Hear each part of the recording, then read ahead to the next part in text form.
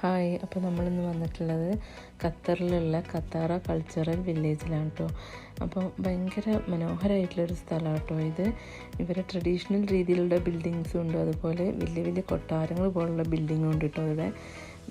അത് എന്താ പറയുക, ഇവിടെ കൾച്ചറൽ രീതിയിലുള്ള പ്രോഗ്രാംസാണ് ഇവിടെ അധികം നടത്താറ്. പിന്നെ കുറേ റെസ്റ്റോറൻറ്റുകളുണ്ട്.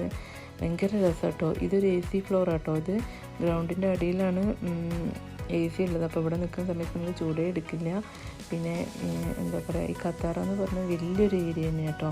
ഇതിൻ്റെ ഒരു കോർണിഷ് ഏരിയ ഉണ്ട്, ഖത്താറ കോർണിഷ് എന്ന് പറഞ്ഞിട്ടുള്ളത്. അത് ഇതിൻ്റെ ഒരു സൈഡിലാണ്. അതേപോലെ തന്നെയാണ് ഇതിൻ്റെ മുകളിലേക്ക് ഒരു കുന്ന് പോലെ സ്ഥലമുണ്ട്. അവിടെ നിറച്ച് പച്ചപ്പും നമ്മുടെ നാട്ടിലേക്ക് പോയ പോലെയാണ്, മരങ്ങളും അരുവിയൊക്കെ ആയിട്ട്. ഭയങ്കര രസമാണ് കേട്ടോ. ഈ ഖത്താറ ബിൽഡിങ് കാണാൻ തന്നെ ഒരുപാടുണ്ട് കേട്ടോ.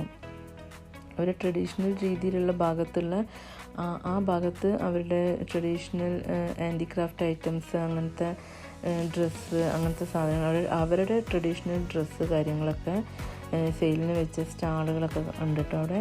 പിന്നെ ഇതിൻ്റെ ഒരു ചെറിയൊരു വീഡിയോ കേട്ടോ ഞാനിവിടെ ഇട്ടിട്ടുള്ളത്. കാരണം ഒരുപാടുണ്ട് ഇതിൻ്റെ. ഈ ഖത്താറ മൊത്തമായിട്ട് നമുക്ക് ഇരിക്കാനുള്ള, ഇപ്പോൾ എല്ലാവരും കുറച്ച് ടൈം വീഡിയോസ് കാണാനാണല്ലോ ഇഷ്ടപ്പെടുന്നത്.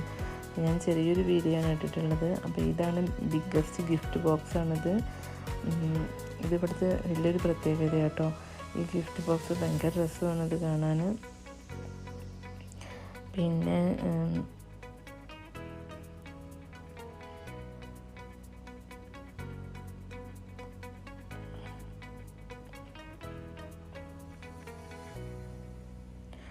ഇതിൻ്റെ മുകളിലുള്ള ഈ പച്ചപ്പ് കാര്യങ്ങളൊക്കെ നമുക്ക് ഇതിൻ്റെ മുകളിലേക്ക് പോയി കഴിഞ്ഞാൽ ഒരു ഭാഗം, ഒരു സൈഡ് മൊത്തം പച്ചപ്പും ഭാഗങ്ങളാണ്. വലിയൊരു ഏരിയ തന്നെ ഉണ്ട് കേട്ടോ. ഇതിൻ്റെ മുകളിൽ ഒരു റിസോർട്ടുണ്ട്, പിന്നെ ചെറിയ ചെറിയ ഹട്ടുകളുണ്ട്. പിന്നെ നമുക്ക് അതുപോലെ ചെറിയ കുഞ്ഞ് അരുവിയും കാര്യങ്ങളൊക്കെ ഉണ്ട് കേട്ടോ. ഇതിൻ്റെ മുകളിൽ കയറുന്ന നമുക്ക് ഈ ഖത്താറേൻ്റെ ബിൽഡിങ്ങും അത് മൊത്തം നമുക്ക് കാണാൻ പറ്റും കേട്ടോ. ഭയങ്കര രസമാണ് ഇതിൻ്റെ മുകളിൽ കയറി നിൽക്കുക എന്ന് പറഞ്ഞാൽ. പിന്നെ കുട്ടികൾക്ക് കളിക്കാനൊക്കെ കുട്ടികൾക്ക് ഭയങ്കര ഇഷ്ടപ്പെടും, കാരണം നിറച്ച് പച്ചപ്പായി നിൽക്കുന്നതുകൊണ്ട്. പിന്നെ ദോഹേൻ്റെ ഒരു സൈഡും നമുക്കിവിടെ നിന്നാൽ കാണാൻ പറ്റും. പിന്നെ എന്താ പറയുക വെച്ചാൽ, ഇവിടെ നമുക്ക് പകൽ ടൈം വരുമ്പോഴാണ് ഇതൊക്കെ ശരിക്കും കാണാൻ പറ്റുള്ളൂ കേട്ടോ, ഈ പച്ചപ്പും അരുവിയൊക്കെ. അപ്പം വീഡിയോ എല്ലാവർക്കും, ഇതാണ് ഈ അരുവി എന്ന് പറഞ്ഞത് കേട്ടോ. അപ്പം ഈ വീഡിയോ എല്ലാവർക്കും ഇഷ്ടപ്പെട്ടിട്ടുണ്ടെങ്കിൽ ലൈക്ക് ചെയ്യണം, സബ്സ്ക്രൈബ് ചെയ്യണം, ഷെയർ ചെയ്യണം. Bye.